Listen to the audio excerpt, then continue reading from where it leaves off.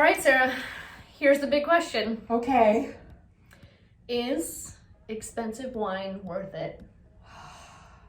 It is. Absolutely. It is. It is. Expensive wine is worth it. And it's worth it because you gotta know what the best are. You gotta be able to taste that greatness, because once you do, I'm going back. there's no, it's like flying first class, then you're like, I don't want to go back to economy. But you know that you have to. Yeah. But it also makes experiencing them so much more cherished. Yes.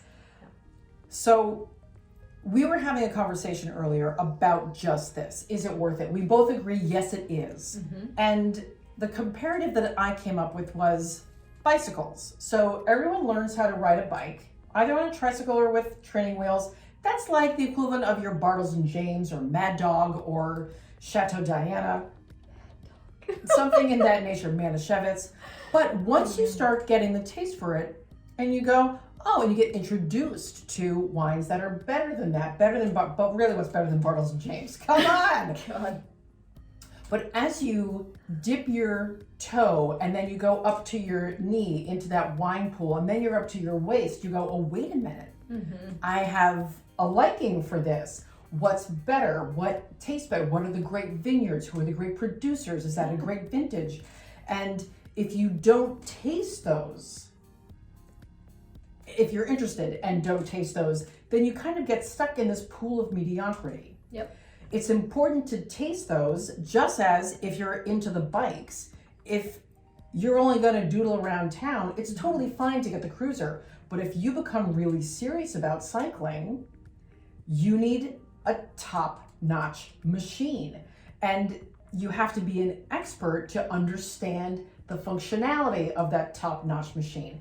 I'm not saying you have to be a master sommelier or a master of wine to truly enjoy a first or second growth or Grand Cru Burgundy. Yeah. You don't have to be that, but you have to have enough of a training on your palate to understand what those wines taste like when they're aged, how to find the nuance and all the little nooks and crannies and corners of surprise and flavor and texture and personality.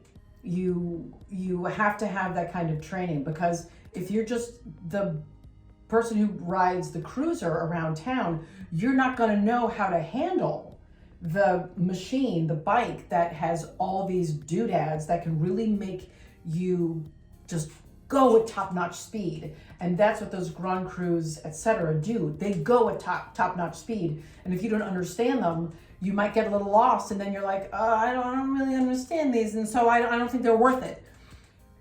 What I would say is continue drinking, take notes. Yep. You can take notes in a notebook. You can write them down in Evernote. Yeah, iPhones, absolutely. Yeah. And Evernote, I find, is a great app because I can take pictures of the label. I can take pictures of the wine in the glass so I remember what it looked like, and I can just write down my notes. Yeah. And teaching myself how to taste and what to look for helped me educate myself, because it really is self-study. It helped me educate myself on who's good, who are the greats, who should I taste even if they're not the greats, who are the intermediates. And once you train your palate, just like training yourself on a bike or as a runner, as a weightlifter, as anything, as an accountant, you teach yourself how to understand what the spectrum is, and that I think is really important. Yeah. I found that since tasting fine wine for over a decade, that quality over quantity is so much more important. And honestly, when you get a quality wine, you drink it slower and really appreciate and savor it, and you get so much more out of it. So in a way, like, maybe it feels like you're spending a lot of money by investing in that more expensive bottle, but it's well worth spent because it stays with you and you actually enjoy it. It's about the pleasure of drinking it. I think that's a really key word is pleasure. They do give a lot of pleasure when those wines are on, and they can just transmit so much pleasure and joy and the long finish. You don't have to guzzle it to keep tasting it because they're so substantive. Yeah. And they have finishes that last minutes instead of seconds. So you can still taste the wine in your retronasal route, like in here, you can taste the wine in here, and you don't have to be constantly sipping and then the bottle's gone. Although with some delicious wines, sometimes that happens and the bottle disappears in 10 minutes and you're like, where'd the wine go? Yeah. It went into my hollow leg. That's where it went. I'll have another. I feel like one of the first expensive wines that I opened where I could like tell the vast difference in quality, because I know this is a concern for people. Like, well, what if I don't notice? Like, does that make me a lesser taster, or like did I choose the wrong wine?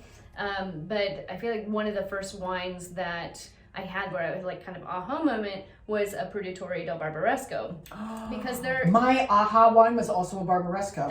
They're pretty affordable. I mean, they've gotten more expensive since. Maybe like going to Alto Piemonte, you can get aged wines, but like getting an aged wine is such a different experience. Like the quality, the complexity, the time it's taken to mature, it's so generous in what it can give you for an experience, and you don't have to spend a lot of money going to co-ops like Produttore del Barbaresco, or going to Alto Piemonte like Bocca or Gattinara. Barolo and Barbaresco, unfortunately, have gotten very expensive since, but yes. Yeah, and while they are still well worth the money, Barolo and Barbaresco, you can find finds within them. But if you are a bit more price sensitive than that, you can absolutely go a little bit north of that into Alto Piemonte, which you said, and look for those appellations. Bocca, Gattinara, Gemme, absolutely. So what a great topic. And I'm sure there's so much more to say on it, but I feel like we really covered it and got our points across. So yes, it is absolutely worth it. Spend that money. Spend that money. Your soul will thank you. Well, Nicole, this was great. Stay tuned for more FAQs with 2 top NYC somms.